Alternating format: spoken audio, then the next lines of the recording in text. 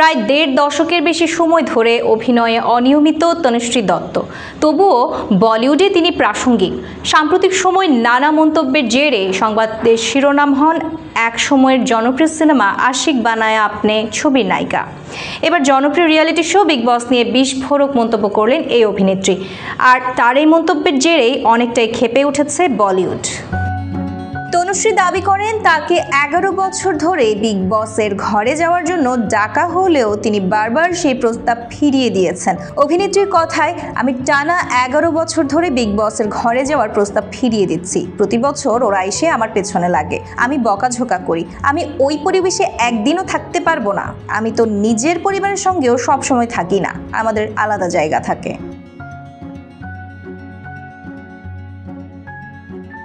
অভিনেত্রী জানান, একবার তাকে ১,৬৫,০০,০০০ রুপি টাকা অফার করা হয়েছিল, চাইলে আরও টাকার প্রস্তাব আসবে। তবে তার ভাষায়, তাকে চাঁদা এনে দিলেও বিগ বসের ঘরে যাওয়ার প্রস্তাব গ্রহণ করবেন না।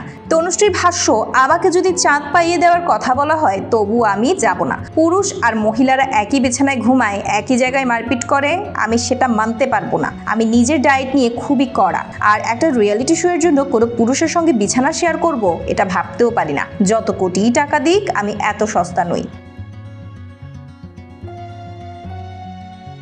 একসময়ের জনপ্রিয় অভিনেত্রী তনুশ্রী ২০১৮ সালের মি টু আন্দোলনের সরব হন। তখন তিনি নানা পাটেকর, কোরিওগ্রাফার গণেশ আচার্য এবং পরিচালক বিবেক অগ্নিহোত্রীর বিরুদ্ধে একের পর এক বিস্ফোরক অভিযোগ করেছিলেন। এরপর থেকেই দীর্ঘদিন অভিনয়ের বাইরে, সিনেমাতে কাজ না থাকায় মাঝে মাঝে দেশের বাইরে পাড়ি জমিয়েছেন। বছর দুয়েক আগে দেশে ফিরেছেন।